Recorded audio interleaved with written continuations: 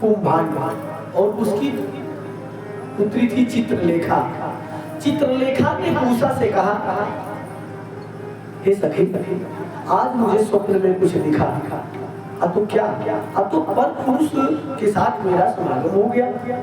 तब चित्रलेखा, जो कि सज्जनों दुनिया के सभी पुरुषों का, चाहे वह कोई भी हो, चाहे वह देवता हो, चाहे वह गंधर्व हो या सिद्ध हो या चारण हो या पन्नग हो, दैत्य हो, विद्याधर, यक्ष, मनुष्यों के चित्र भी वह बना दिया करती है। उसने तुरंत जो है चित्र बनाना शुरू किया और इस प्रकार विष्णु वंश वसुदेव जी के पिता सूर एवं स्वयं वसुदेव जी का उसने चित्र बनाया। तब बलराम जी और भगवान श्री कृष्ण आदि के चित्र बनाए। जब प्रद्युम्न जी के चित्र उसने बनाए, देखते ही उषा लज्जित हो गई, शर्मा गई, क्योंकि अब चूंकि हर व्यक्ति अपने बाबा दादा में मिला रहता है। बहुत लोग तो बाड़ी से पहचानते हैं, और जो हमारे पिताजी को देखा होगा वो हमको पहचानता है, और जो हमको देखा है, हमारे पिताजी को जो देखा जाएगा देखेगा तो कहेगा आप फला के पुत्र पिता है क्या। तो ये वंश परंपरा के अनुसार लोगों का मिलता है। चाचा जी का चेहरा तिवारी जी से, अन्य भाइयों से सबसे मिलता है। तो अब तो हम दो चाचा जी लोगों को तो हमेशा देखते हैं तो भर में पड़ जाते हैं, जब से अपने राम आ रहे हैं, क्योंकि एक जैसा ही चेहरा है। तो मिलता जुलता चेहरा प्रद्युम्न जी का अनिरुद्ध जी से मिलता। जो ही प्रद्युम्न जी का चित्र बनाया चित्रलेखा ने, जो ही वह उषा शर्मा गई।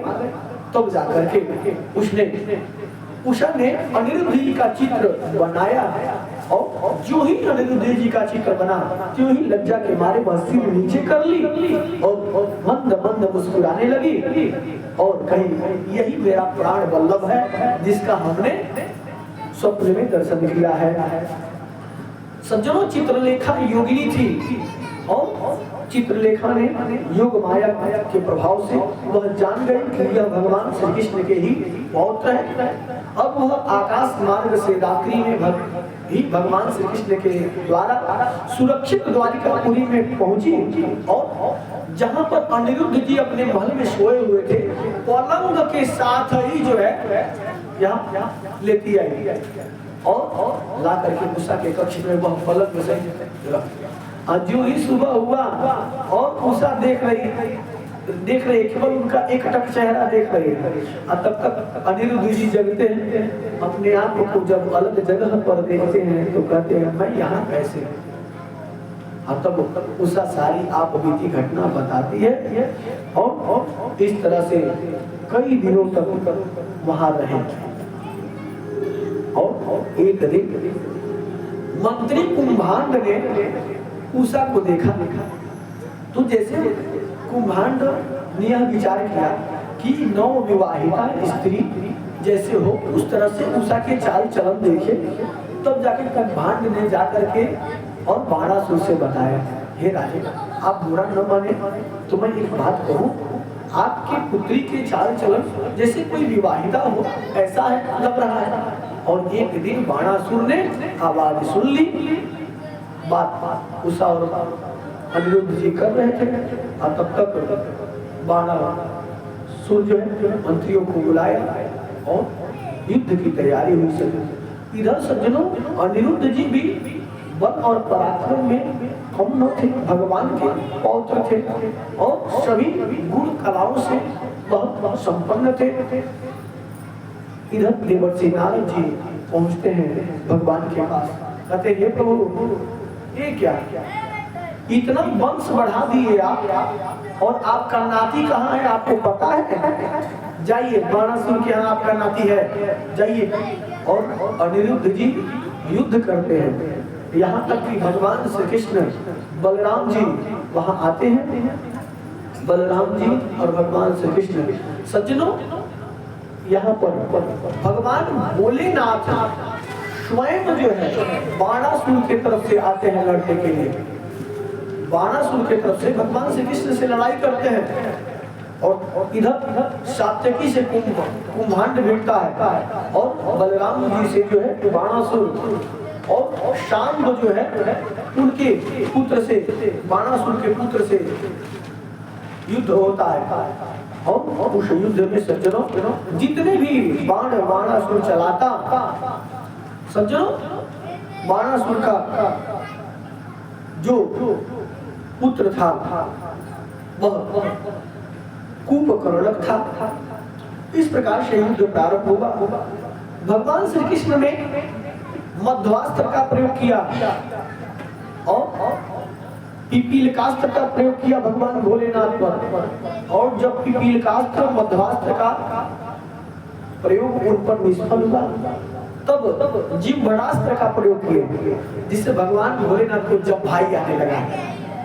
और जब भाई आने लगा इधर सज्जनों भगवान श्री कृष्ण बाणासुर की तरफ बढ़ते हैं। और तब तक बाणासुर की एक धर्म माता थी जिसका नाम था कोटरा। वह बाणासुर को बचाने के लिए नंग धड़ंग अवस्था में भगवान के सामने आ गई।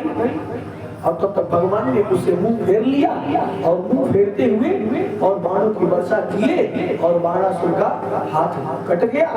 और जो ही उसकी भुजा कटी, भगवान भोलेनाथ ने कहा ही था कि जिस दिन तुम्हारी ये भुजा कटेगी उसका ध्वज टूटेगा, उसी दिन तुमसे लड़ने वाला कोई आ जाएगा, तुम्हारे बराबर को युद्ध करने वाला। भगवान भोलेनाथ सज्जनों श्री कृष्ण भगवान की बड़ी सुंदर स्तुति करते हैं।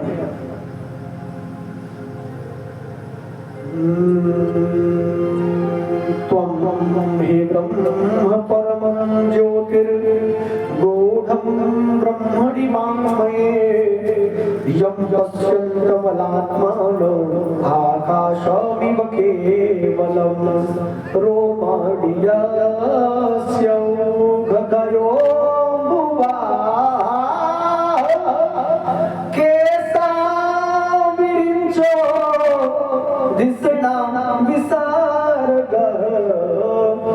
प्रजापतिर हृदयमयस्य धर्मः स वै भवान् पुरुषो लोककल्पः। भगवान भोलेनाथ ने कहा, हे प्रभु आप में मेरी जो प्रीति है, जय जो भी अखंड प्रीति एक भक्त का भगवान में रहता है वह अखंड ज्योति के समान उसी तरह बनी रहे। हे परमात्मा आपका यह अवतार धर्म की रक्षा और संसार के अभ्युदय अभिवृद्धि के लिए हुआ है। हम सब भी आपके प्रभाव से प्रभावान्वित होकर के सातों भुवनों का पालन करते हैं। हे प्रभु यह आपका बड़ा ही प्रिय भक्त है, ये सामान्य नहीं है। ये जो बाणासुर है यह सामान्य नहीं है प्रभु। यहाँ तक कि यह इसके परदादा प्रहलाद, जिस प्रहलाद पर आपने कृपा की उसी प्रहलाद का यह पौत्र है यह बाणासुर। तो जिस प्रकार आपने अपना कृपा प्रसाद इसके परदादा पर बरसाई उसी तरह इस पर भी बरसा करके इसे अभय दान दीजिए, इसे क्षमा कर दीजिए। इसके कुल के सभी लोग आप की आराधना किया करते हैं, एक कुछ अहंकार इसके अंदर आ गया तो इसकी सजा मिल गई, अब इसे आप अभय प्रदान कीजिए। तत्पश्चात सज्जनों अभय दान प्राप्त करके बाणासुर ने उनके पास आकर के धरती में माथा टेका, प्रणाम किया और अनिरुद्ध जी को अपनी पुत्री उषा के साथ रथ पर बैठा करके भगवान के पास ले आया। प्रेम से बोलिए भक्तवत्सल भगवान की जय।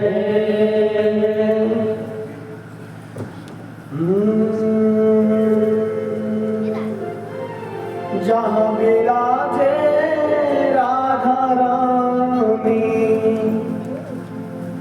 जहाँ विराजे राधा रानी अलबेली सरकार कन्हैया ले चल पर ले प्यार कन्हैया। कन्हैया ले चल परले पार कन्हैया ले चल परले पार। जहाँ विराजे राधा रानी, जहाँ विराजे राधा रानी, जहाँ विराजे राधा रानी, जहाँ विराजे राधा रानी, अंजलि सरकार कन्हैया ले चल परले पार कन्हैया ले चल परले पार।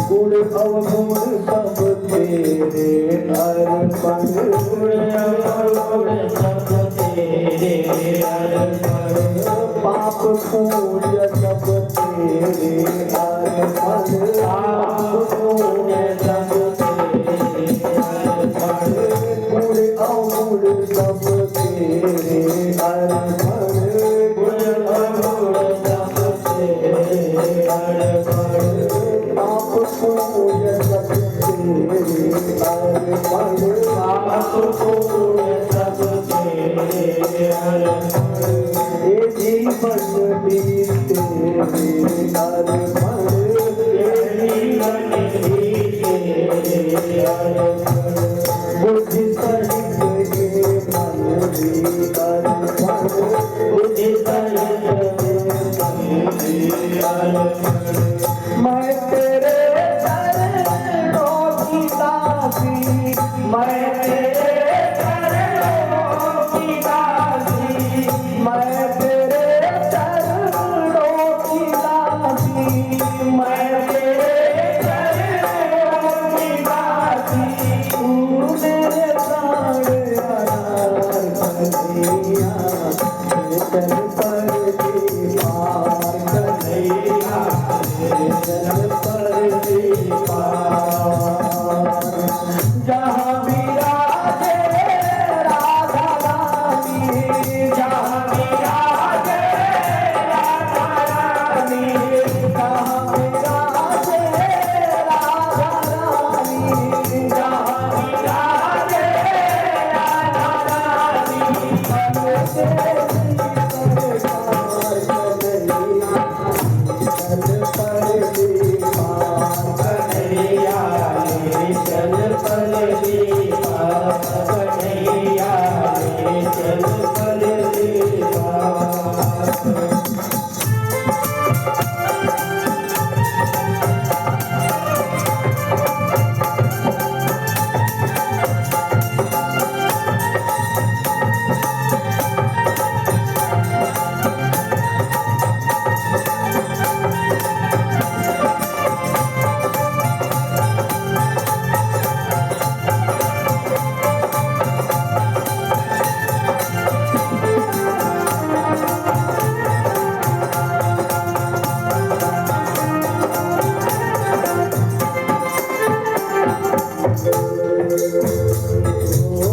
तेरे हाथ लगा बैठी हो, तेरे हाथ लगा बैठी हो, लज्जा पीठ गवा बैठी हो, लज्जा पीठ गवा बैठी हो, तेरे हाथ लगा बैठी हो, तेरे हाथ लगा बैठी हो, लज्जा पीठ गवा बैठी हो, लज्जा पीठ गवा बैठी हो, अखियाँ को लगा बैठी हो, अखियाँ को लगा बैठी हो, अपना आप लुटा बैठी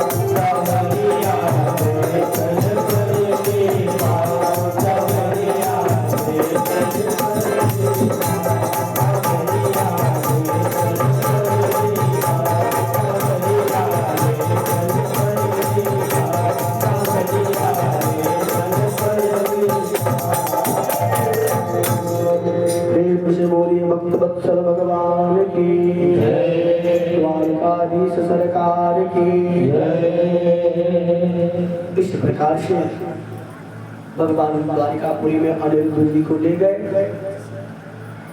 सज्जनों, एक दिन की बात है कि द्वारिकापुरी के कुछ गोप ग्वाल खेल रहे थे और उसी खेल में एक कुआं में देखा उन्होंने, कुएं में तो एक गिरगिट जो है दीवार से चिपका हुआ था।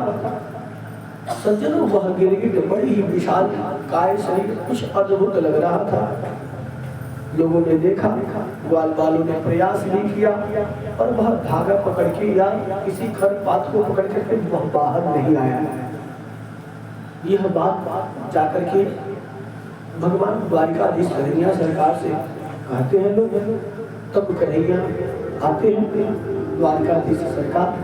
आज जब आए सज्जनों, भगवान ने के स्पर्श मात्र से उसके सारे अशुभ नष्ट हो गए और उससे एक दिव्य ज्योति निकली और भगवान में ही समाहित हो गई।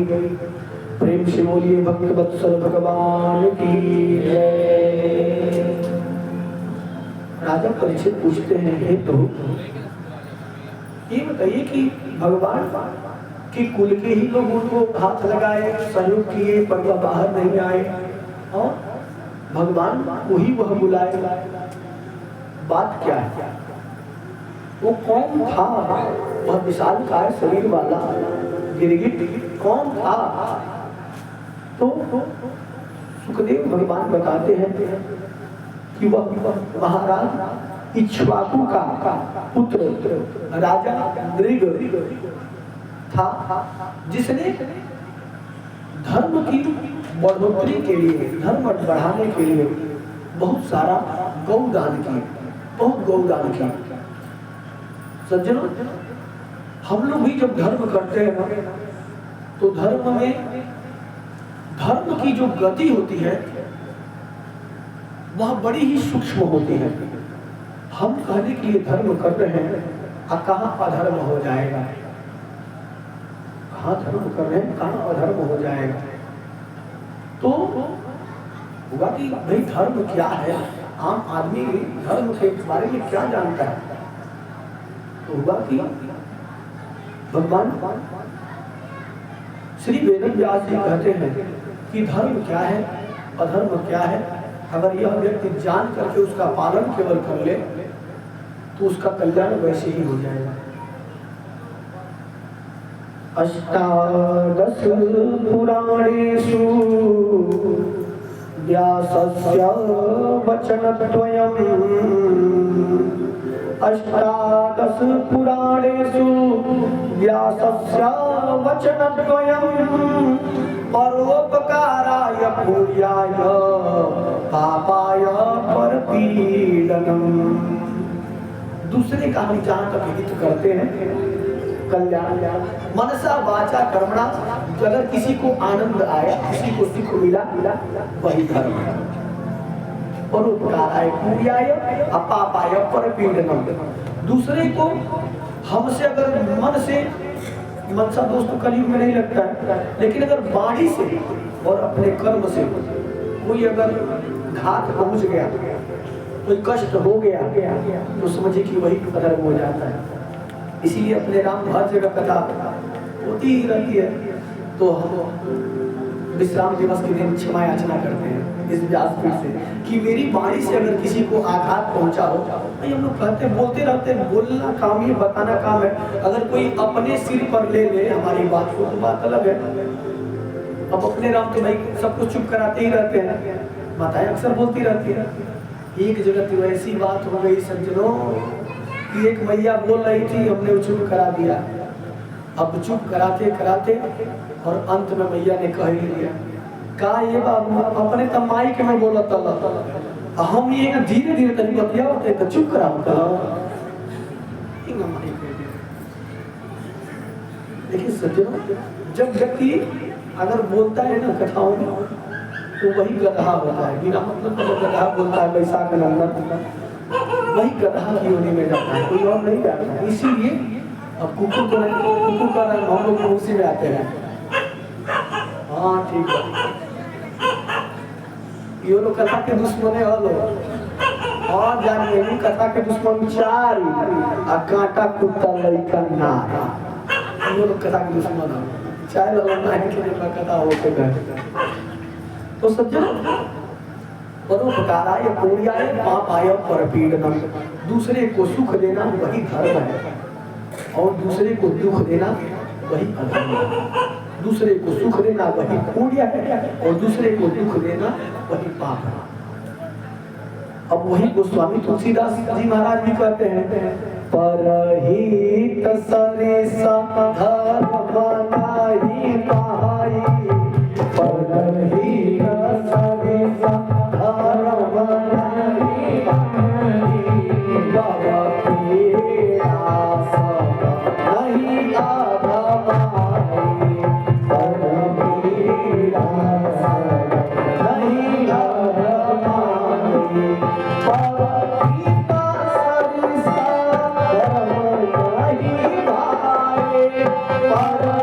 परहित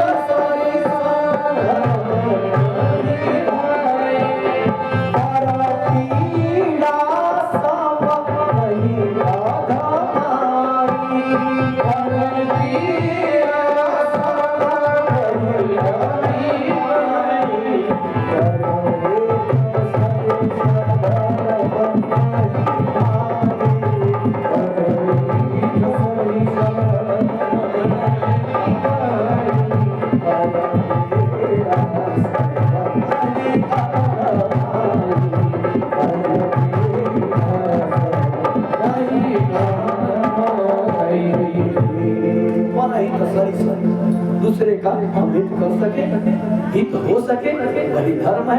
अपर पीड़ा सम नहीं अधमाई जो बात गोस्वामी तुलसीदास जी सामान्य भाषा में सबको समझने के लिए कहा वही बात श्री वेद व्यास जी ने भी कहा।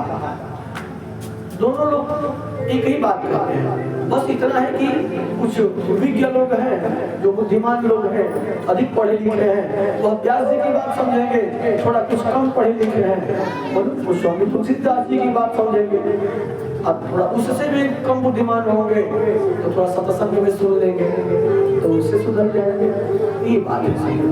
अब राजा नंद ने दान किया गौ माता का बहुत सारे गौ दान किए राजा नंद सज्जन दान भी करें ना तो ये जरूर विचार करना चाहिए हम किसे कर रहे हैं।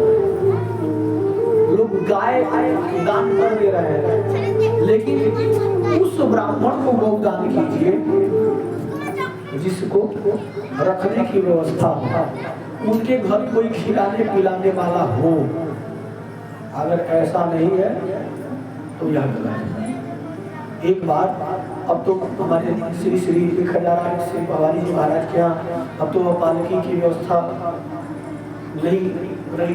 अब भाई जो भी नए प्रकार के वाहन आ रहे हैं स्कॉर्पियो है कि क्या है इसमें चल रहे हैं महाराज जी।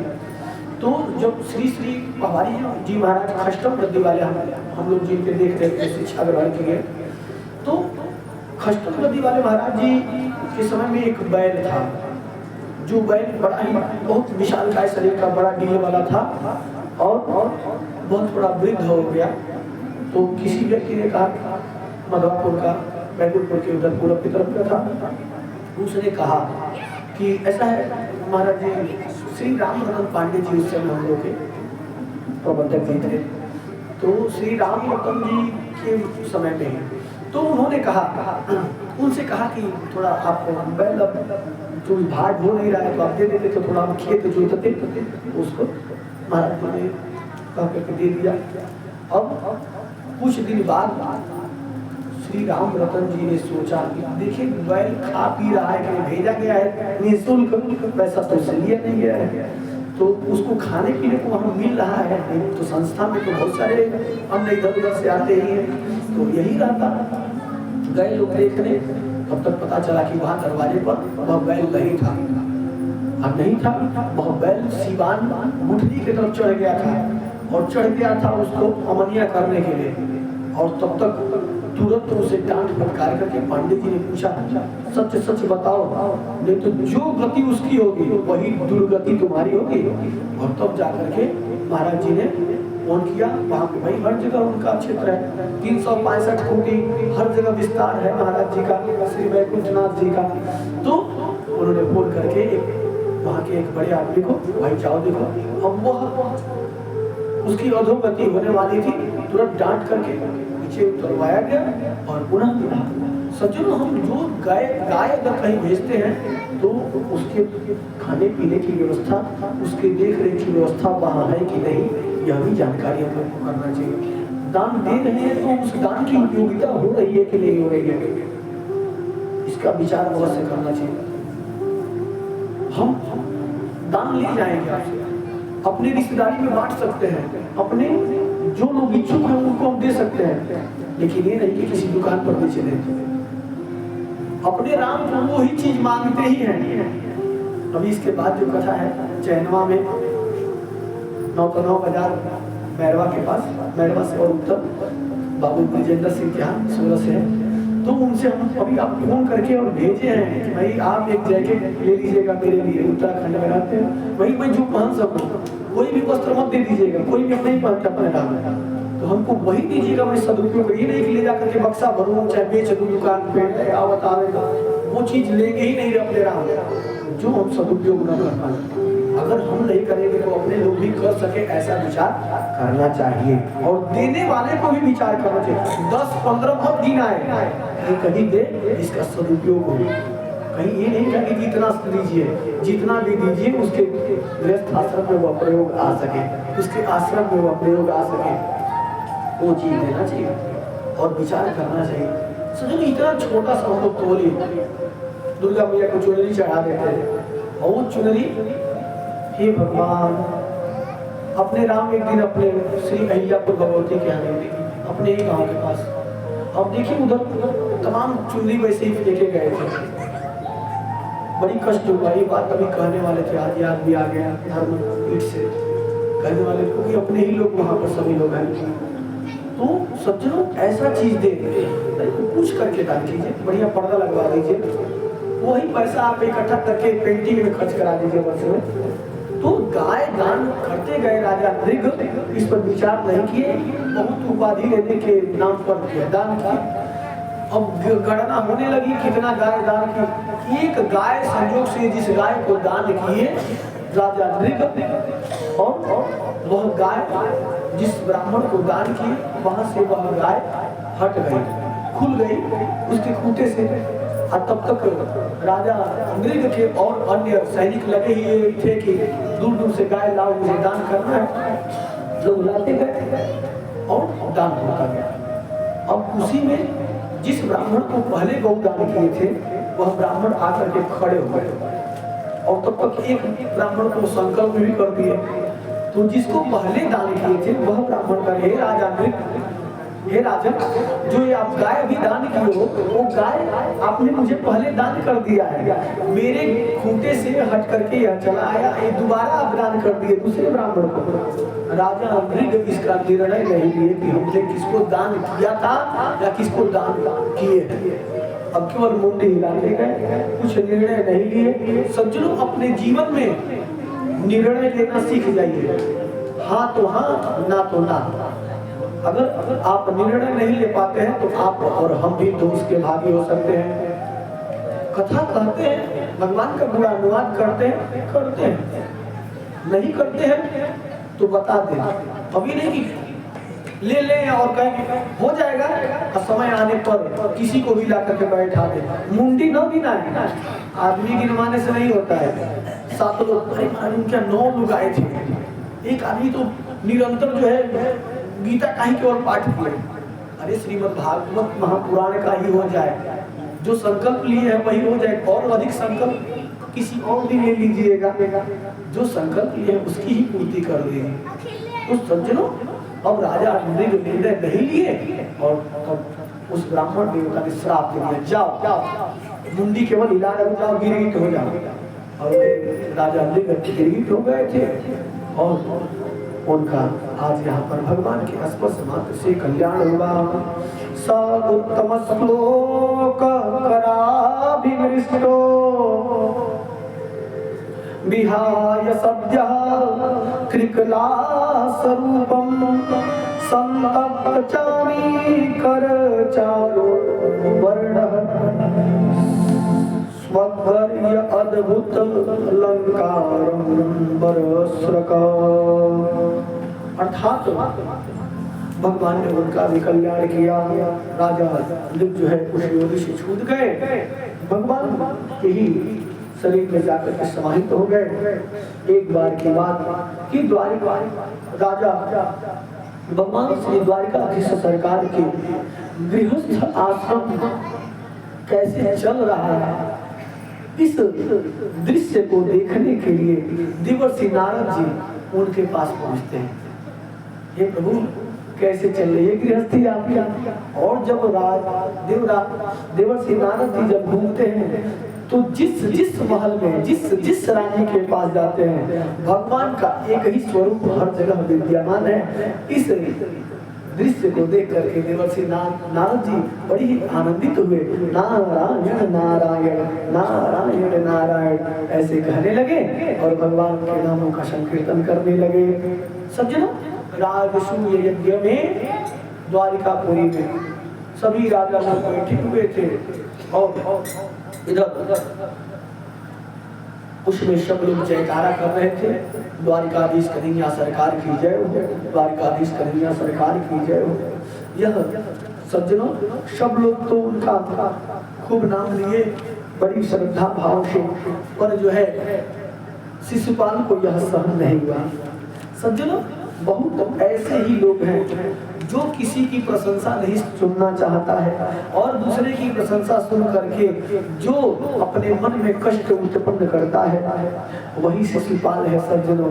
और वही शिशुपाल होकर के जिसकी प्रशंसा नहीं सुनना चाहता है, उसकी तो बात ही अलग है, वह किसी को भी गाली दे देता है, गाली भरी बात ही करता है वह।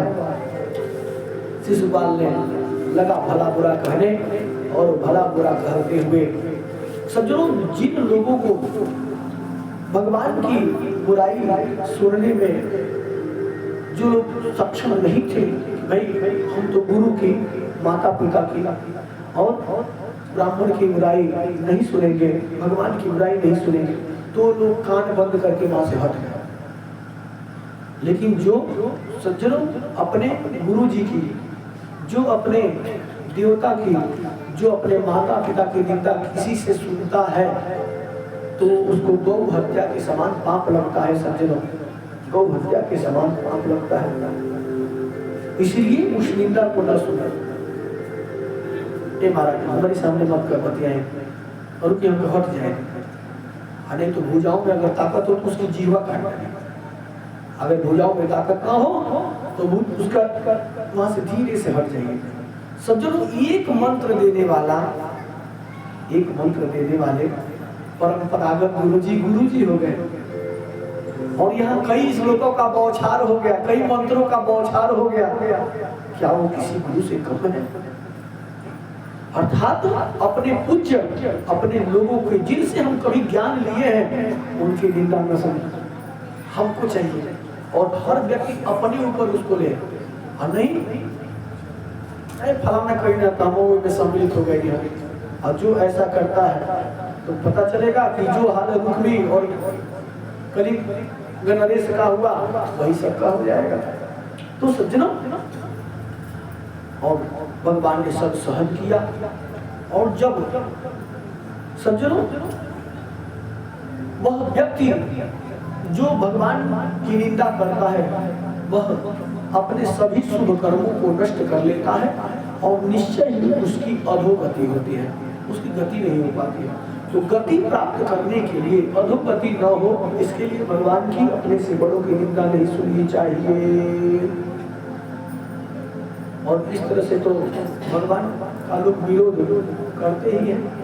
अब यही गोस्वामी तुलसीदास जी कहते हैं, भाव कुभाव अनख आलस हो, भाव कुभाव अनख आलस हो, भाव कुभाव अनख आलस हो,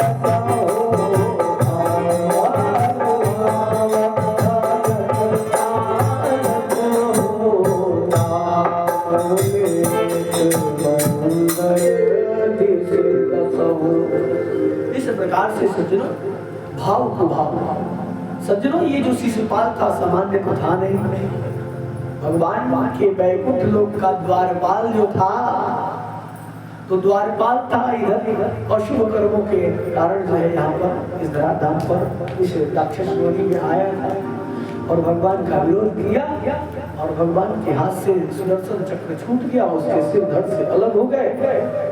इस प्रकार से सज्जनों जब शिशुपाल का सिर धड़ से अलग होगा, उसके शरीर से एक दिव्य ज्योति निकली और भगवान में ही समाहित हो गई। प्रेम से बोलिए भक्त वत्सल भगवान की जय। और जब शिशुपाल मारा गया सज्जनों, तब इधर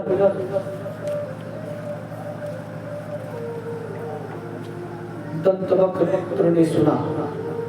दंतवक्त्र का हृदय घबरा गया, हो न हो अवश्य ही मैं उससे युद्ध करूंगा। और अनायास ही दंतवक्त्र भगवान श्री कृष्ण से युद्ध करने के लिए युद्ध भूमि में गया। भगवान ने उसके भी सिर धड़ से अलग कर दिए। दंतवक्त्र के शरीर से भी दिव्य ज्योति निकली और जिस प्रकार शिशुपाल के शरीर से दिव्य ज्योति निकल करके भगवान में समाहित हुई, वैसे ही दंतवक्त्र के भी शरीर से दिव्य ज्योति निकली। सज्जनों वही द्वारपाल हरि के प्रिय दो, जय और विजय जान सबको।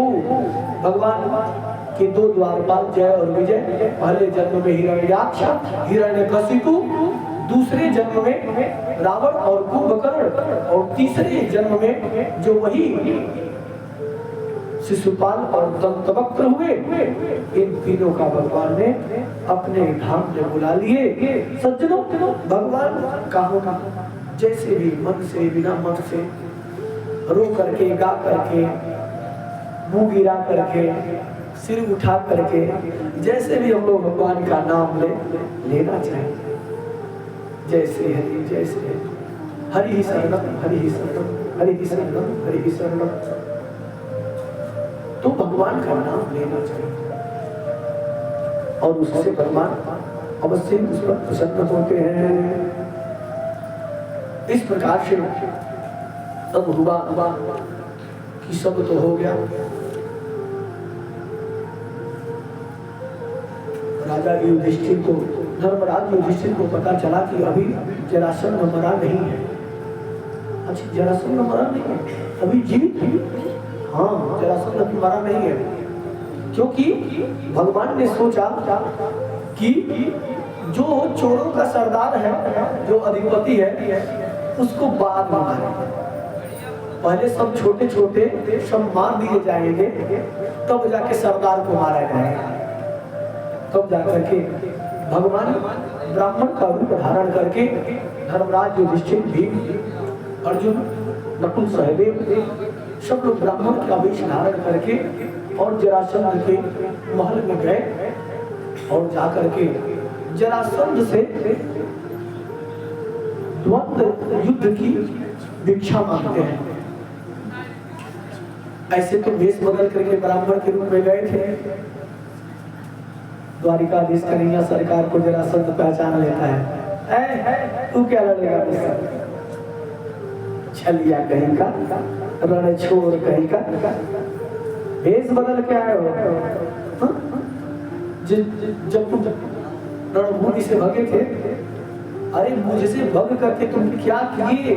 समुद्र में स्थान बना लिए। द्वारिका जो समुद्र में चला गया, अब मुझसे क्या लड़ने आया है? तू मुझसे नहीं लड़ सकता। धर्मराज युधिष्ठिर जी आप क्या लड़ेंगे? आप धर्म करिए, आप युद्ध मत करिए, आप धर्म युद्ध करिएगा। यहाँ द्वंद्व युद्ध की बात चल रही है।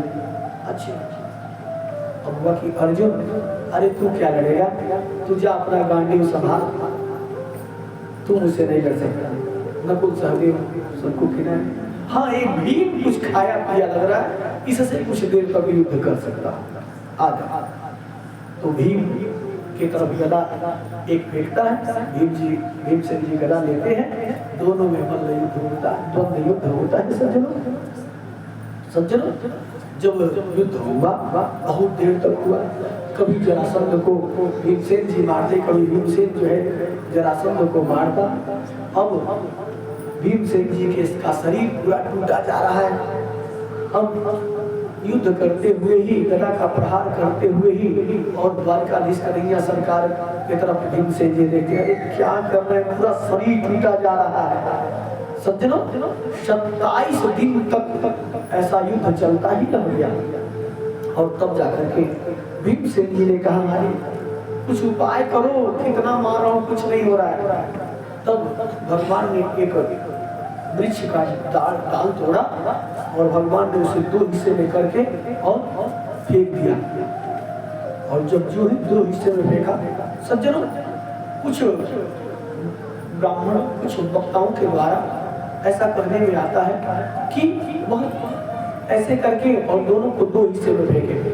लेकिन अपने पुराण साक्षी है, पुराण में केवल ये है कि भगवान ने एक डाल तोड़ा, उसको 2 हिस्सा किया और फेंक दिया, और तब वह पुनः जुड़ा नहीं। तो भीमसेन जी को ऐसे इशारा किए और तब जाकर के भीमसेन जी उसका एक पैर अपने पैर से दाब करके और एक पैर को पकड़ करके 2 हिस्से करके फेंक दिए।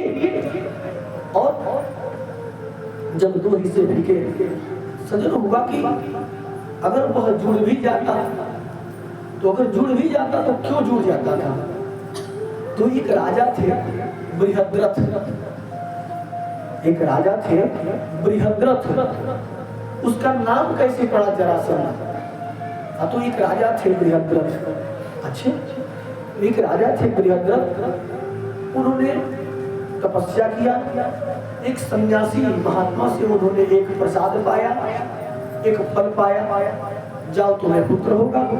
राजा बृहद्रथ उस फल को लाए और अपनी पत्नी को दे दिए। सज्जनों, सन्यासी महात्मा तो जानते नहीं थे कि बृहद्रथ राजा की 2 पत्नियां हैं। अब जो ही वह फल उनके हाथ में आया, रानी के, उसके 2 हिस्से करके दोनों पत्नियों को दे दिए। और 2 हिस्से करके दिए तो दोनों पत्नियों से मरे हुए 2 हिस्से में पुत्र उत्पन्न हुए। राजा बृहद्रथ ने कहा, अगर पुत्र भी हुए तो मरे हुए, क्या करूं? इसलिए उन्होंने जंगल में फेंकवा दिया। सज्जनों, उस जंगल में एक जरा नाम की राक्षसी घूम रही थी। उसने, उस जरा नाम की राक्षसी ने उसकी संधि कर दी, उसमें प्राण डाल दिया और वही जरासंध हुआ। इस प्रकार से जरासंध का भगवान ने, भीमसेन जी ने उद्धार किया। प्रेम से बोलिए भक्तवत्सल भगवान की जय, कृष्ण कन्हैया लाल की जय। जरासंध के यहाँ अनेकों राजा वहाँ बंदी बने हुए थे, सबको वहाँ से छुड़ा करके और जहाँ जहाँ उनका राज्य दे करके और पुनः इंद्रप्रस्थ लौटाए। अब भगवान की अग्र पूजा हुई। सज्जनों, अर्थात कहीं कहीं वही सबसे प्रधान देवता है। जैसा कि आकाशात् पतितं तोयं यथा गच्छति सागरं सर्वदेव नमस्कार केशवं प्रतिगच्छति। तो भगवान केशव की ही शरण में सबको जाना है। अब हुआ कि भगवान के बचपन के मित्र थे। सज्जनों, यह बचपन के मित्र जो है वह एक साथ पढ़े। बहुत लोगों के अपने बचपन के मित्र याद आते हैं। हमारे साथ भी पढ़े थे श्री नितेश पांडे जी एवं शैलेश पांडे जी। शैलेश पांडे जी कहाँ है तो नहीं पता है। नितेश पांडे जी इस समय आगरा में पताका लहरा रहे हैं। तो 2 लोग 3 लोग हम लोग बस एक साथ थे। इधर जब हुआ कि बचपन का मित्र तो बहुत याद आता है, जिसके साथ आदमी पढ़ा है, लिखा है, सुख दुख में साथ दिया है, वो याद क्यों नहीं आएगा। अर्थात सज्जनों, एक वृक्ष है और उस वृक्ष पर 2 पक्षी बैठे हुए हैं। एक वृक्ष है और उस वृक्ष पर 2 पक्षी बैठे हुए हैं। एक पक्षी फल खा करके, एक पक्षी फल खा करके और दुखी है, और एक पक्षी फल न खा करके दुखी है। और वह वृक्ष पर चढ़े हुए दोनों सुदामा और श्री कृष्ण है। वह दो पक्षी दोनों यही है। अब हुआ कि प्रभु जी अर्थात भगवान खा करके न खा करके दुखी हुए, और सुदामा खा करके दुखी हो गए, और श्री कृष्ण न खा करके सुखी हो गए। अब इसमें ये मन में भाव जरूर आया कि दुख दोनों को है, अब उसका फल कैसा है। तो सज्जनों, परमात्मा सबको देखते हैं, परमात्मा सबको देखते हैं कि कौन खाया कौन नहीं खाया। कृष्णस्यासित सखा कश्चिद् ब्राह्मणो ब्रह्मवित्तमः विरक्त इंद्रियार्थेषु प्रशांतात्मा जितेन्द्रियः। प्रशांतात्मा। सज्जनों, कुछ लोग कहते हैं कि सुदामा जी भिखारी थे, सुदामा जी दरिद्र थे, लेकिन श्रीमद् भागवत महापुराण में ऐसा कहीं वर्णन नहीं आया है कि वह दरिद्र थे, वह भिखारी थे। बस इतना आया है कि ब्राह्मणों ब्रह्मवित्तमः, अर्थात तो ब्रह्म को जानने वाले थे, ब्रह्म को पहचानने वाले थे। हाथ में कोई अन्न आ जाए, अन्नम ब्रह्मा, अन्न आ जाए तो उसको जान जाए कि अन्न कैसा है। एक भिक्षुकी भीख मांगने वाली दिन भर परिश्रम की, और उसके हाथ में केवल एक चना की पोटली आई। चना थोड़ा सा मिला, पोटली में बांधी, बैठ करके मुंह हाथ धो रही है कि अभी मैं मुंह हाथ धुल करके ही उसको खाऊंगी। सज्जनों, हाथ धुल करके पैर धुल करके भोजन करने से हाथ में लक्ष्मी का वास होता है, इसलिए धोने की विधा है। और जो हाथ में कीटाणु होगा वो धुल जाएगा, इसके लिए भी हाथ धुलने का विचार है। पहले के लोग हाथ में लोटा लेकर के जल बैठते थे, और हाथ धुल करके ही, पाँव धुल करके ही जाकर बैठते थे चौका पर। अब इस समय तो अब वो चौका वाली व्यवस्था है नहीं, डाइनिंग टेबल आ गया है, सब लोग कुर्सी लगा कर बैठ रहे हैं। सब पाश्चात्य सभ्यता। विचार करना चाहिए सज्जन, हमारी वेशभूषा, हमारे खान पान, हमारे बात करने का व्यवहार सब देववाणी से जुड़ी हुई है, देव परंपरा से जुड़ी हुई है। तो सज्जनों, ब्राह्मण ब्रह्मवित्तमः, जो ही उनके वह जा रही है खाने के लिए हाथ धुल करके, तब तक एक पक्षी आया, अपने चोंच में दबाया और अपने पंजे में दबाकर उसको लेकर उड़ गया आकाश मार्ग में, और उस भिक्षुकी को वह अन्न मिला नहीं। उस भीख मांगने वाली ने श्राप दे दिया, जिस अन्न को मैं दिन भर परिश्रम करके पाया वह मेरे हक में नहीं आया, जो भी खाए वह दरिद्र हो जाए।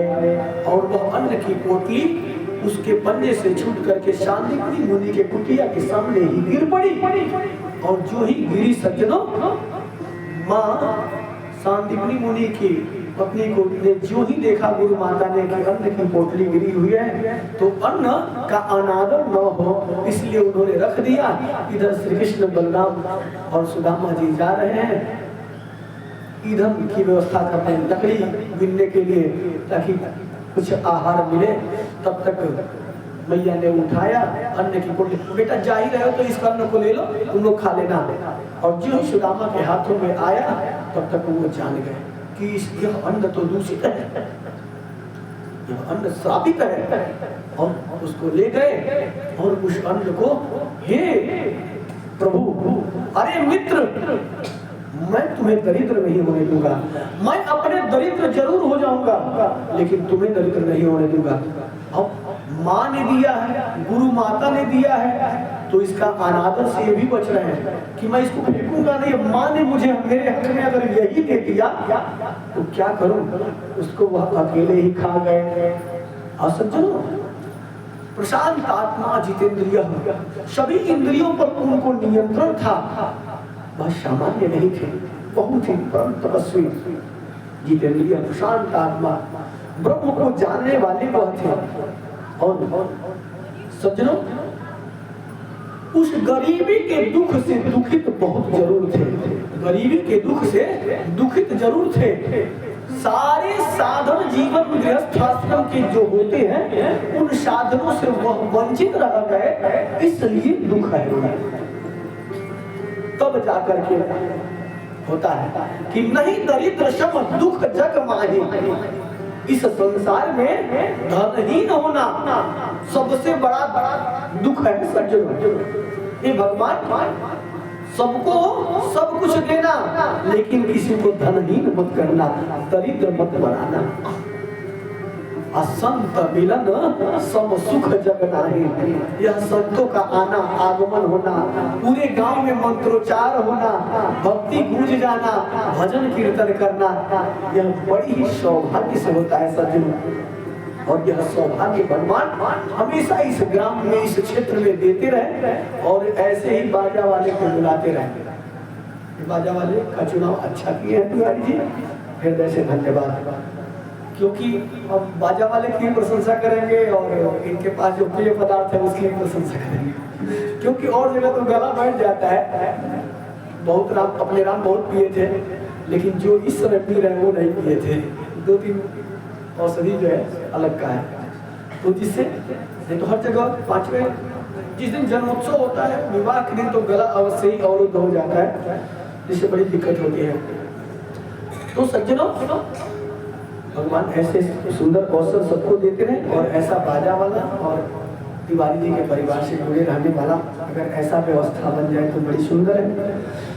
तो अब भगवान कहना चाह रहे हैं सुदामा जी की, नहीं दरिद्र सम दुख जग माही, संत मिलन सम सुख जग नाहि, संतों का मिलना बड़ा ही पुण्यकारी है, अतः यह अवश्य होता रहता। और दरिद्रता से दुखित होकर, धन के हीन होने से दुखित होकर के एक दिन एक ब्राह्मण देवता आते हैं सुदामा से मिलने के लिए, और सुदामा से मिलने के लिए आए और सुदामा की पत्नी से कहते हैं, अरे भाभी, अरे भैया को भी भेजो ना हम लोग के साथ। आप तो कहाँ, आप तो भेज दो जहाँ हम जाते हैं। कहाँ जाते हैं? आप तो द्वारिकाधीश के यहाँ हम लोग जाते हैं। द्वारिकाधीश क्या है वहाँ? आप तो दिन भर हम लोग वहाँ जप करते हैं, बड़ा अच्छा अच्छा फल मिठाई मिलता है, बड़ी आनंद आता है। अब तो उनका नाम क्या है? अब तो श्री श्री 1008, श्री श्री 1008 ब्रजेंद्र चंद्र श्री कृष्ण चंद्र। अच्छी क्या नाम बताया? छोटा वाला बताओ। श्री कृष्ण नाम है, कृष्ण। अरे बाबू, आपके भैया तो हमेशा नाम लेते हैं कि मेरे बचपन के मित्र थे जिनका नाम था कृष्ण। आज सुशीला को याद आया, आते हैं सुदामा जी से कहती है सुशीला, हे पति, हे स्वामी, अरे आप कहते हैं कि आपका कोई बचपन का मित्र था और बहुत बहुत आगे है। हमने अभी फलाना उनसे, उनके मुख से अभी एक ब्राह्मण देवता आए थे, उनके मुख से मैंने सुना है। तो आप ऐसा करिए कि अपने मित्र से मिलने के लिए जाइए ना आज। अब सुदामा जी लगे सोचने की कैसे टालूं, तब जाकर के वह कहते हैं कि हे देवी, वही है मानता हूँ, लेकिन मित्र के पास जाऊंगा तो खाली हाथ को जाऊंगा नहीं, क्या लेकर जाऊंगा? तो जो ही यह बात कहते हैं, जो सुशीला कहती है कि मैं अभी व्यवस्था करके आती हूँ। सुशीला घर से निकली सज्जनों, सुशीला घर से निकली और जाकर के एक मैया के दरवाजे पर और जाकर के खड़ी हो गई। वह मैया चावल फटक रही थी सूप से, और जब चावल फटक रही थी, सफाई कर रही थी उसकी, तो सुशीला ने कहा, हे देवी, मुझे कोई सामान चाहिए, कुछ सामान चाहिए था। तो उस देवी ने कहा, कौन सा सामान चाहिए था? तो सुशीला कहती है, इसी चावल में से थोड़ा सा चाहिए था। सज्जनों, मांगने वाले क्या क्या नहीं मांगते हैं, मांगने वाले क्या क्या नहीं मांगते हैं, पर मांगने वाले को मांगने का तरीका होता है। भिखारी को ही पता होता है कि मुझे क्या मांगना चाहिए, लेकिन यह भिखारी नहीं थे, इनको मांगना आता ही नहीं था। सुशीला को और भगवान कृष्ण, भगवान सुदामा जी को मांगना आता ही नहीं था, वो क्या मांगे।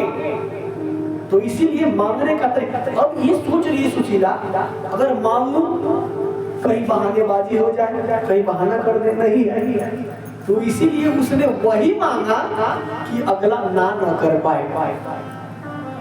सामने जो वस्तु दिख रही है वही मांगी सुशीला, मांगने आता तो नहीं था, अगला बहाना भी कर सकता है, इसलिए उसने वही मांगा जो उसे मिल सके। सज्जन, मानो कि सुदामा जी कहना चाहते हैं, चलते चलते चलते चलते मुझसे पूछा, चलते चलते मुझसे पूछा, मेरे पैर के छालों ने, अरे बस्ती कितनी दूर बनाई, बस्ती कितनी दूर बनाई, दिल में रहने वालों ने। कितने दूर बस गए मित्र। तब सुशीला कहती है, तनी चली जैती पिया कान्हा के नगरिया, तनी चली जैती पिया कान्हा के नगरिया, तनी चली जैती पिया कान्हा के नगरिया, तनी चली जैती पिया कान्हा के नगरिया। सुनली बतिया हमार कान्हा बचपन के यार, सुनली बतिया हमार कान्हा बचपन के यार, यार कैसन मती चली जैती पिया कान्हा के नगरिया, तनी चली जैती पिया कान्हा के नगरिया।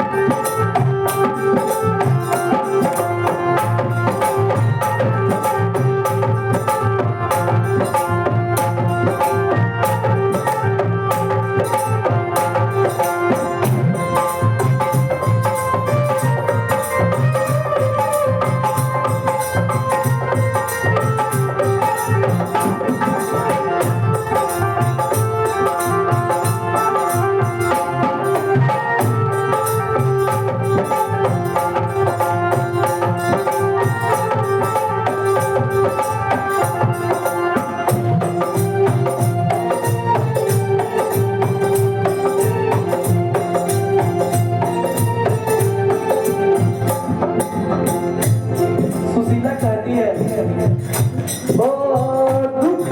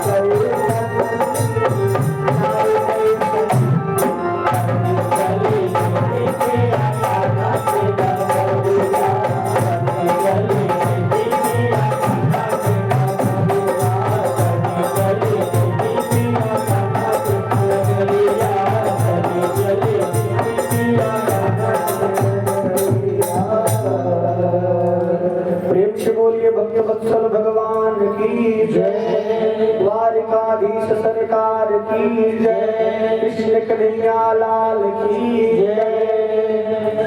अब भगवान जो है, भगवान से मिलने के लिए सुदामा जी चलते हैं सज्जनों, और जब अपने घर से चलते हैं इस चावल की पोटली को, चावल वो जो है एक गठरी बनाते हैं पोटली, और उसको जो है लेते हैं।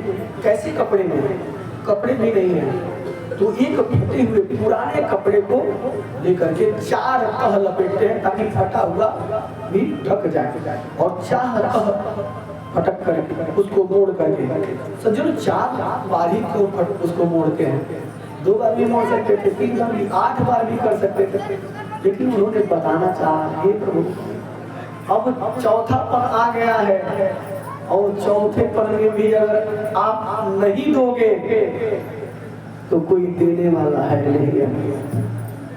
सज्जनों भगवान एक ही मुट्ठी में सब दे दिए, एक ही मुट्ठी में सब दे दिए, दूसरी मुट्ठी में देते ही जरूर क्या कोई मित्र को दे दे, भगवान अपने भक्तों को क्या क्या दे दे। सज्जनों अर्थात भगवान अगर एक बार, केवल एक बार अगर आप पर कृपा कर देना तो सज्जनों कल्याण हो जाएगा, क्योंकि एक बार की ही कृपा इतनी वो कृपा की बरसात होती है कि जैसे वर्षा होती है तो कोई बचता नहीं है जो बाहर रहता है। ये नहीं कि कोई बच गया, कोई जो है भीग गया, सब लोग भीगते हैं। उसी तरह जब कृपा की बरसात होती है तो सब पर पड़ती है, ऐसा नहीं है कि कोई बच गया। एक बार बस नहीं प्रभु कृपा। अब यहाँ सुदामा जी चले, और जब चले तो सज्जनों शाम हो गई, चलते चलते बस्ती कितनी दूर बनाई, दिल में रहने वालों ने ये मित्र कहाँ आकर के बस गया। शाम हुई, कन्हैया को मन में बसाते हुए वही बचपन की बातें याद करते हुए सुदामा जी जो है जब कुछ दूरी पर गए, सज्जनों उनके पैरों में ऐसा थकान हुआ, बैठ गए चुपचाप। हे प्रभु आप याद आना, हर क्षण याद आना, जब तक शरीर में ताकत है तब तक याद आना। अगर मिलने की इच्छा हो तो, अगर मिलने की इच्छा प्रकट करते हो तो शरीर में ताकत देना। अब इस अवस्था में जिस समय मेरे पांव दुख रहे हैं, ऐसी अवस्था हे प्रभु बचपन से ही मंदिर में आऊं, बचपन से ही तुमसे प्रीति लगाऊं, इस भाव से सुदामा जी रास्ते में ही बैठ गए। उनकी आंख लग गई और जब उनकी नींद टूटी तो अपने आप को द्वारिकापुरी में पाए। कुछ लोगों ने पूछा, अरे कुछ लोगों से पूछे सुदामा जी, अरे मैं कहाँ हूँ? किसी ने कहा कहाँ जाना है आपको? तो द्वारिका जाना है। अरे आप द्वारिका में ही हो? अच्छा द्वारिका में ही मैं। अच्छा अब बताओ मिलना किससे है? मिलना किससे? मुझे मिलना अपने मित्र से मिलना है। अरे तो मित्र कौन है आपका? तो है ना, श्री कृष्ण मेरा मित्र है। एक व्यक्ति ने कहा, है पगला गए हो क्या? हमारी द्वारिकाधीश सरकार है वहाँ, आप उनका इस तरह नाम लेते हो? थोड़ा विचार करके लो, बड़े लोगों का नाम ऐसे नहीं लिया। सुदामा जी ने कहा कि तुम्हारे लिए वो बड़ा होगा, मेरे लिए तो मेरा बचपन का मित्र है वो। मैंने इसी तरह उसको बुलाया है और इसी तरह बुलाऊंगा, वो सुनेगा। अब वहां से लोग घट गए, धीरे धीरे पूछते पूछते पहुंच गए द्वारपालों के पास। मुख्य दरवाजे पर जाते हैं, मुख्य दरवाजे पर सजे हो जाते हैं।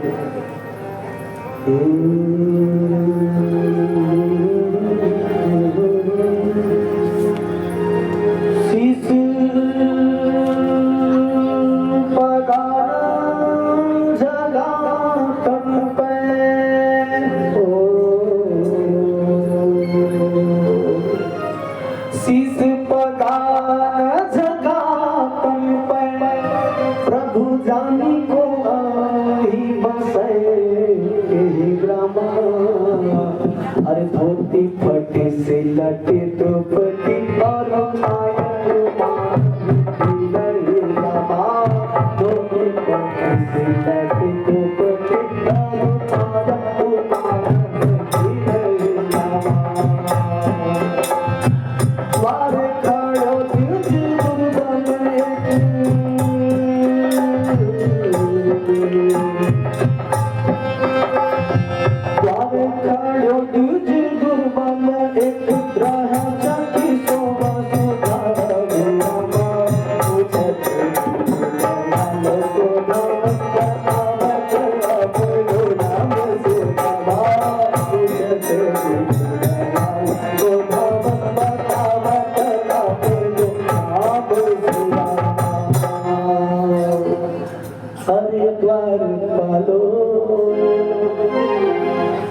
कन्हैया से कह दो, अरे द्वारपालो कन्हैया से कह दो कि दर पे सुधा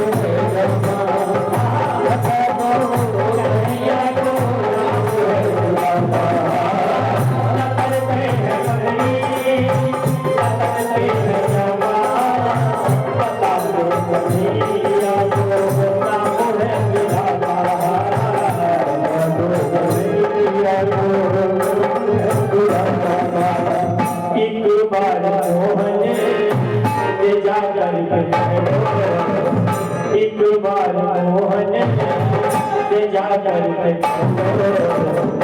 मिलने सखावत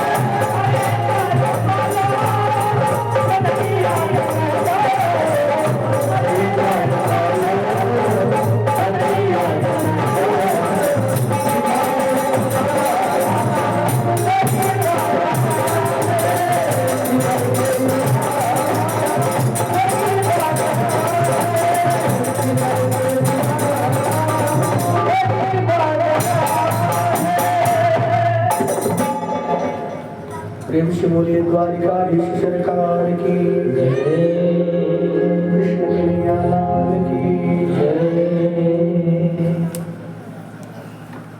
द्वारपाल से सुदामा जी कहते हैं कि हे द्वारपाल, जाकर के बता दो अपने मालिक से कि उनका बचपन का मित्र सुदामा आया है। और जो भी जाकर के द्वारपाल बताते हैं, सज्जनों, भगवान अपने सिंहासन पर बैठे हुए थे, रुक्मिणी मैया पंखा जला रही थी, सत्यभामा पंखा जला रही थी। और जो ही उन्होंने सुना, द्वारपाल ने कहा महाराज की जय हो, महाराज की जय हो।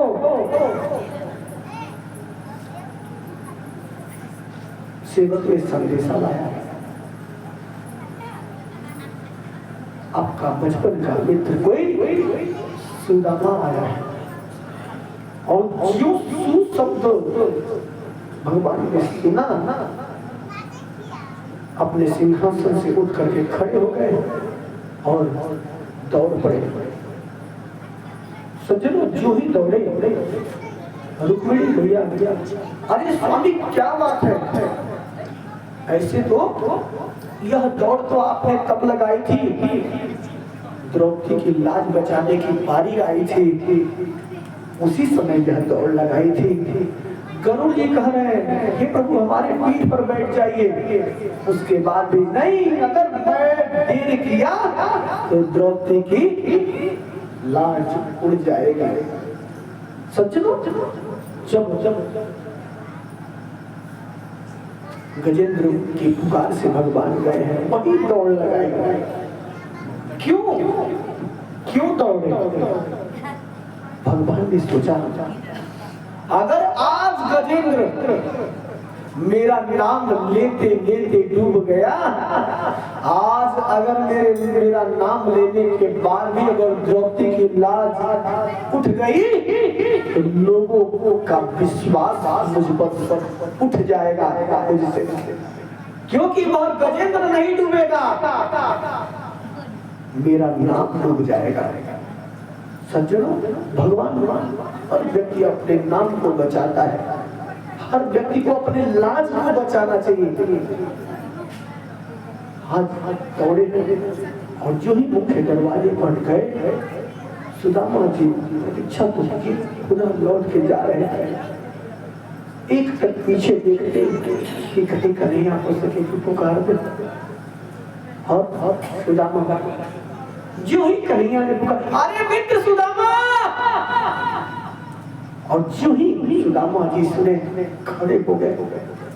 जाकर के द्वारिकाधीश सरकार ने हृदय से लगाया, चलो मित्र बहुत देर कर दी, बहुत देर कर दी आने में। इस अवस्था अरे जब विपत्तियों का ढेर बड़ा तबाह है, पहले ही आ गए होते इस दशा में नहीं जाने देता मैं, और ले जाकर के भगवान सिंहासन पर बैठाते हैं। सज्जनों, पानी पर आपको हाथ छुओ नहीं, नैन के जल से पग धोए, कोई जाकर के कुछ पात्र लाए, जल लाए, तब तक भगवान की आंखों से इतनी अश्रुधारा निकली कि सुदामा के पैर धुलने लगे। भगवान केवल उसके पैरों को सहला रहे हैं। अरे अरे इस सुदामा, अरे तुम्हारी यह कभी तो बताए होते, मैं होने नहीं गया। रुक्मिणी मैया कहती है, अरे स्वामी ये है कौन,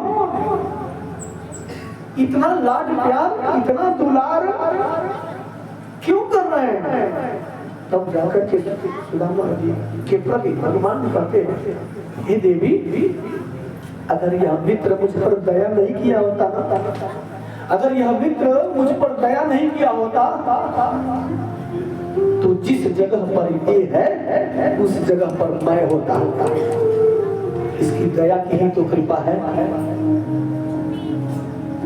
अरे अरे अरे मुझे कौन जानता, मुझे तो इन ब्राह्मणों के द्वारा ही मुझे पहचान मिली।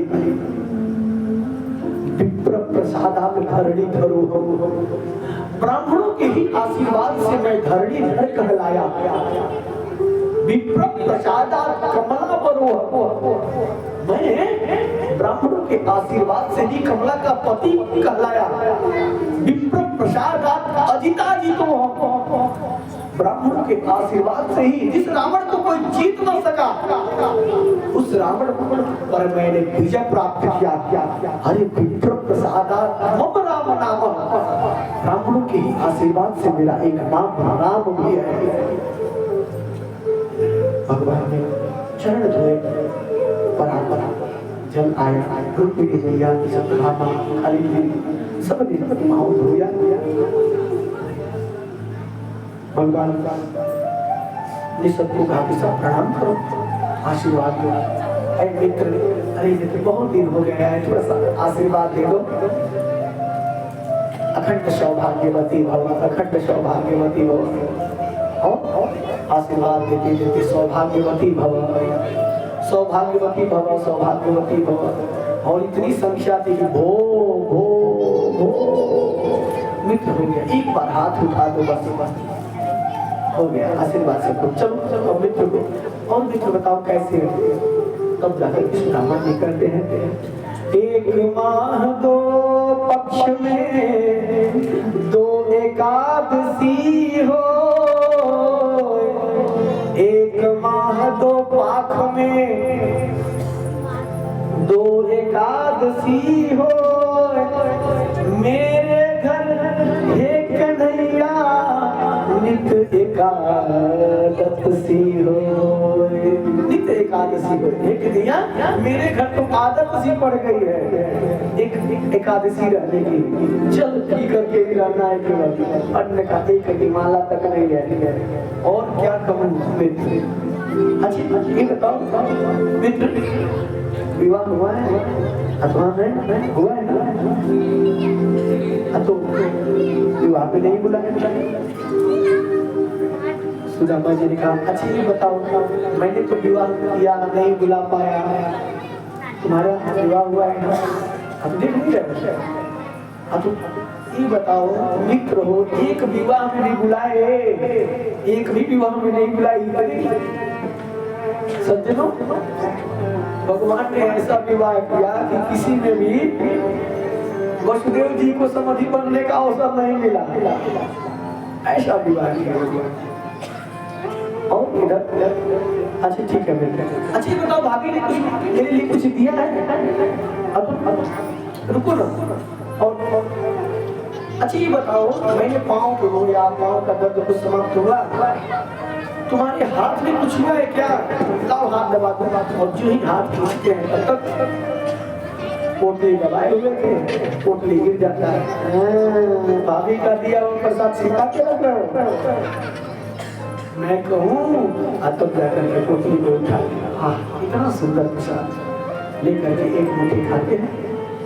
और सज्जनों, ऐसी ऐश्वर्य संपत्ति देते हैं प्रभु उस एक मुट्ठी में। क्या बतावे सज्जनों, रुक्मिणी मैया जो ही दूसरा मुट्ठी उठाते हैं, रुक्मिणी मैया रुक लेते हैं। हृदय से बात हो रही है मधुर। अरे अपने मित्र के प्रेम में इतना विह्वल मन न हो जाओ कि अपना ये जो साम्राज्य बढ़ाए हैं इनके प्रति विचार ही न करो। अरे उतना ही लुटाओ जितना परिवार के लिए भी बचाओ। सब मित्र को ही दे दोगे, आप सामने करें। अच्छा ये बताइए स्वामी कि सब अकेले ही खा जाएंगे? अरे ब्राह्मण का प्रसाद है, सबको बांट दीजिए। इसलिए और माँ ने हाथ लगाया, माँ कहना चाह रही है कि आपके आधे अंग पर मेरा अधिकार है। अगर पुरुष खुले हाथों से लुटा रहा है तो स्त्री को एक हाथ जरूर रोक लेना चाहिए। अगर स्त्री दोनों हाथों से लुटा रही है तो पुरुष को एक हाथ रोक लेना चाहिए। इसलिए कि सब लुटा न दे, परिवार के लिए, आने वाली पीढ़ी के लिए भी कुछ रखें। इस तरह से सज्जनों अब ले जाकर के अपने कक्ष में बिस्तर पर भगवान सुदामा जी को लोगों बैठाया, सेवा हुआ। जब भोजन की थाली आई, भोजन के उनको बार बार याद आ रहा था कि अगर यही पदार्थ घर पे होते तो कुछ बच्चे भी खाते, कुछ पत्नी भी खाते। हाँ, ये सोच करके वह बार बार घर परिवार को याद कर रहे हैं। कुछ दिन हुए, कुछ ही देर हुए कि अगले दिन कर रहे हैं मित्र मुझे और घर जाना चाहिए। भगवान ने कहा कि तो क्या करूं? तो मुझे घर जाना चाहिए, बच्चे याद आ रहे हैं। तो ठीक है, अब मैं तो कुछ नहीं कहूँगा क्योंकि आने वाले आगंतुक को अगर कह दिया जाए कि हाँ जाइए तो दोष लगेगा। तो ये मित्र आपकी जो इच्छा सो करिए, मैं जा रहा हूँ, आपकी जो इच्छा। सज्जनों, आज भी कलकत्ता में लोग कहते फिर मिलते हैं, अभी आ रहे हैं। जाना दोषपूर्ण माना जाता है। अच्छे शुभकामनाओं के साथ पुनः मिलते हैं, शुभकामनाओं के साथ पुनः मिलते हैं, यही भाव है। सुदामा जी अगले दिन तैयार हो गए, जल्दी अपने नगर की तरफ गए। अब रास्ते में जा रहे हैं और सोच रहे हैं, अरे देवी जी ने भेजा था कुछ लाने के लिए, तो कन्हैया मित्र कुछ दिया ही नहीं, मैं कौन सा मुंह लेके जाऊं। जा रहे नगर में पहुंचे, जब नगर में पहुंचे तो अपना ही गांव उनको पहचान में नहीं आ रहा है। कभी विचार किया जाए कि भगवान की कृपा हो रही है तभी तो, नहीं तो कभी हो सकता है कि यहाँ एक मड़ई हो, केवल खंडहर हो। आज भगवान की कृपा अर्थात या भगवान का आशीर्वाद। सज्जनों, सुदामा जी देख रहे हैं उस नगर में और देख रहे हैं पूरा वातावरण बदला हुआ है।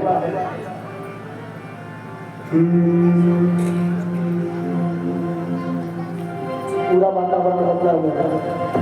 देख बजरिया से ऊंची अटरिया, देख बजरिया से ऊंची अटरिया, विप्र सुदामा सोचन लागे अपन टूटही मड़ैया, सोचन लागे अपन टूटही मड़ैया, सोचन लागे देख बजरिया से ऊंची अटरिया, देख बजरिया से ऊंची अटरिया, विप्र सुदामा सोचन लागे टूटही मड़ैया, टूटही मड़ैया।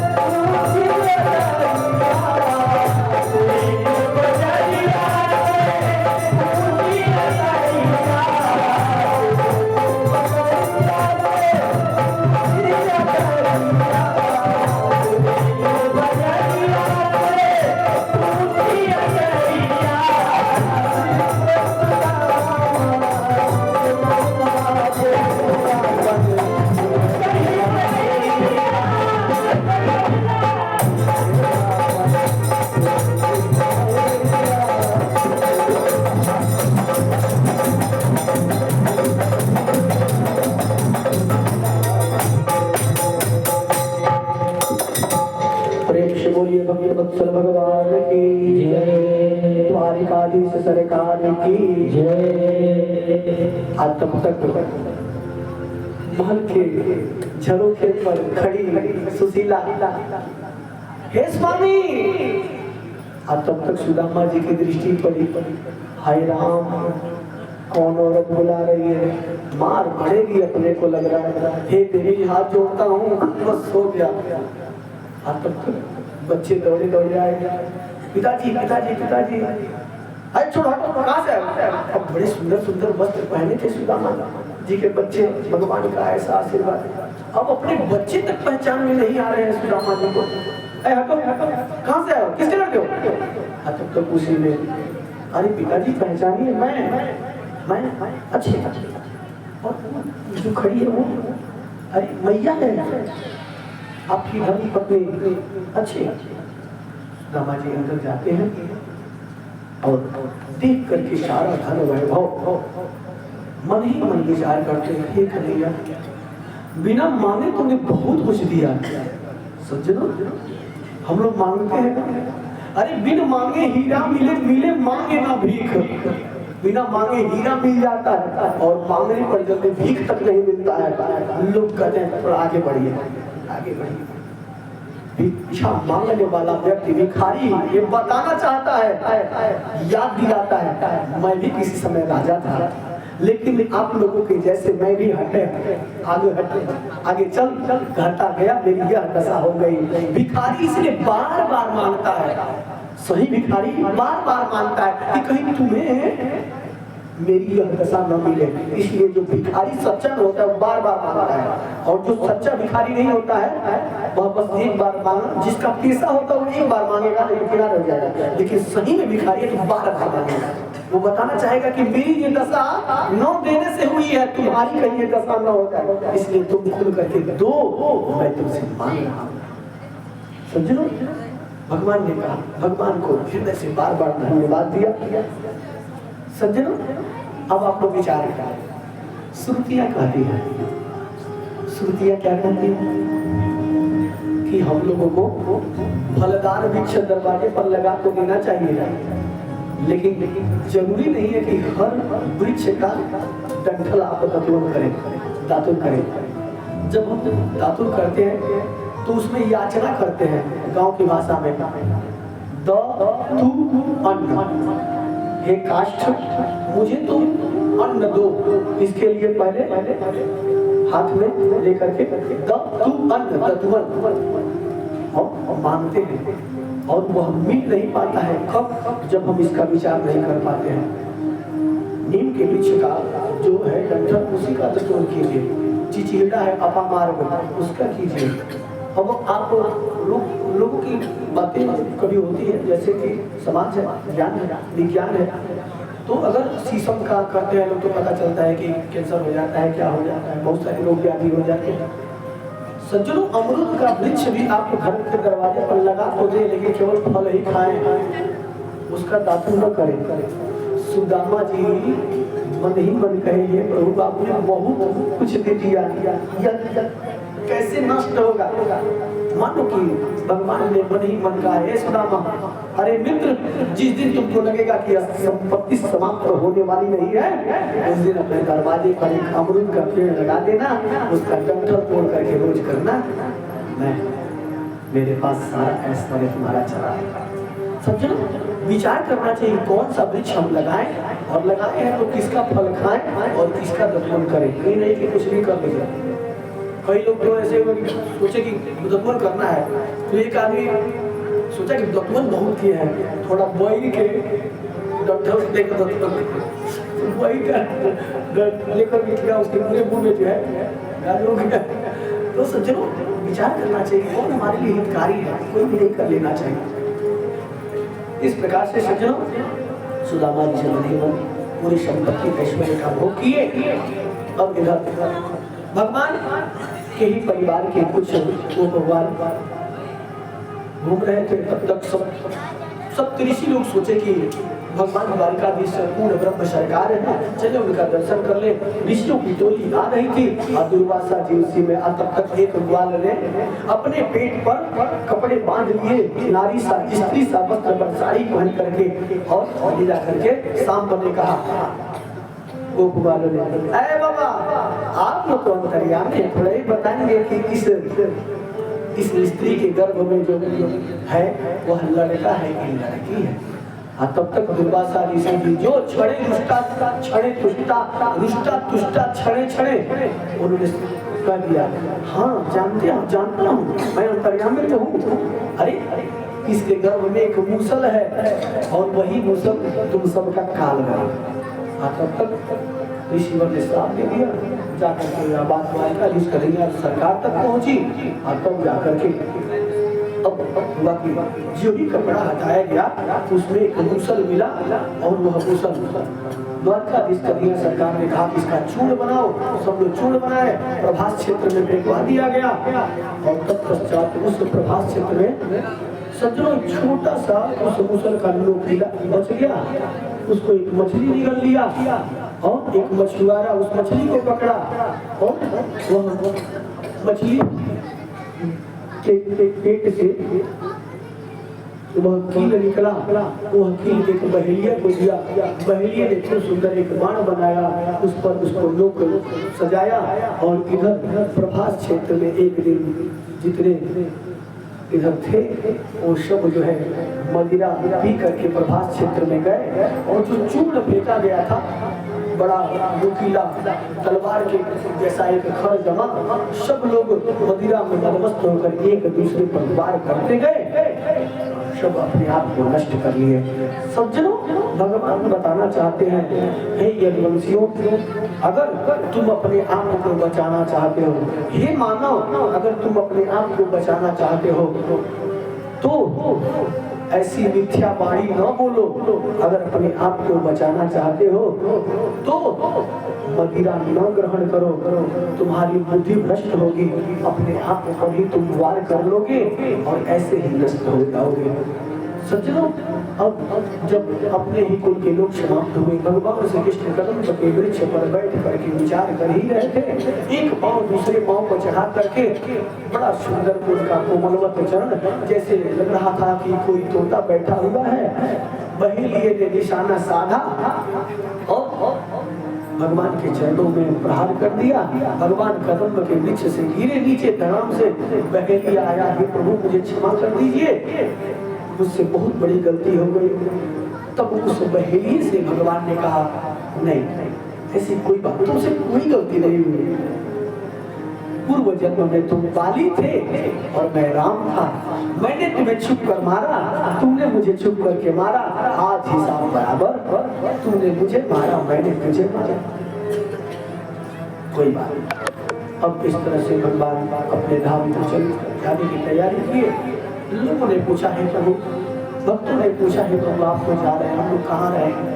भगवान ने कहा कि मैं इस संसार से पूर्ण रूप से विदा नहीं हो रहा हूँ, मैं अपने आप को श्रीमद् भागवत महापुराण में अक्षर के रूप में, शब्द के रूप में, शब्द ब्रह्म के रूप में अपने आप को समाहित करता हूँ। जो भागवत भगवान का दर्शन करेगा उसमें मुझे अपने आप को दर्शन कर लेगा, मुझको दर्शन कर लेगा। और इस तरह से राजा परीक्षित ने भगवान से, सुखदेव भगवान से कहा कि प्रभु भगवान धाम को चले गए? हाँ तो हाँ, भगवान को धाम को गए, लेकिन अपना एक स्वरूप श्रीमद् भागवत महापुराण में ही समाहित कर दिए। ये प्रभु और ये बताइए अब भक्त लोग कैसे रहेंगे? एक ने देखा कि कुछ लोग, कुछ लोहार लोग जो है अनेकों प्रकार के औजार बना रहे थे, उसमें ताला भी बना रहे थे। अब लोगों ने सोचा कि हो न हो, अब राजा परीक्षित भी यहाँ से जाएंगे और अगर राजा परीक्षित चले गए तो हम लोग कैसे सुखी रहेंगे? उनकी देख रेख में पूरी प्रजा सुरक्षित थी। हाँ तो जब राजा परीक्षित चले जाएंगे तब क्या होगा कि खूब बढ़िया सा मकान बना करके, बहुत सारा धन दौलत रख करके, एक बड़े से कई कुंटल का एक दरवाजा लगा करके और 100 ग्राम का ताला उसको लगा करके आदमी अपने मन को शांत करेगा। क्या ताला लगोले बड़े सज्जनों, वह ताला चोर के लिए नहीं है, वह ताला साहू के लिए है।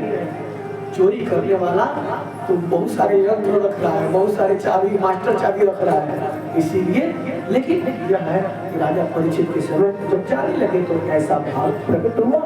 अब राजा परीक्षित से सुखदेव भगवान कहते हैं कि आप हाथ में पुष्प लीजिए। पुष्प लिए, मंत्रहीनम क्रियाहीनम भक्तिहीनम सुरेश्वर यत् पूजितं मया देवा परिपूर्णं तदस्तु मे आवाहनं न जानामि न जानामि तवार्चनं पूजां चैव न जानामि क्षम्यतां परमेश्वरः क्षम्यतां परमेश्वरः। और इस प्रकार से जो भी कराए मंत्र पुष्पांजलि और कहे अब भगवान के चरणों में अर्पित करो। सज्जन अब पुष्पांजलि चल ही रहा है, तब तक इधर तक्षक नाग चला डसने के लिए। कश्यप वैद्य जी चले बचाने के लिए। रास्ते में दोनों लोगों की मुलाकात हुई। कश्यप वैद्य ने पूछा, कश्यप वैद्य से तक्षक नाग ने पूछा, अरे इतनी तेजी से जा रहा है, क्या कोई बात है क्या? तो हाँ, राजा परीक्षित को आज तक्षक नाग डसेगा, मैं उन्हें बचाने जा रहा हूँ। तक्षक नाग ने कहा, कहाँ तक बचा लेंगे? तो जहाँ तक मेरी दृष्टि जाएगी। अच्छा, एक हरे भरे पीपल के वृक्ष को तक्षक नाग डसा। इसको थोड़ा हरा करके दिखा दीजिए। अपने उस विद्या से वैद्य कश्यप जी पुनः उस वृक्ष को हरे भरे कर दिए।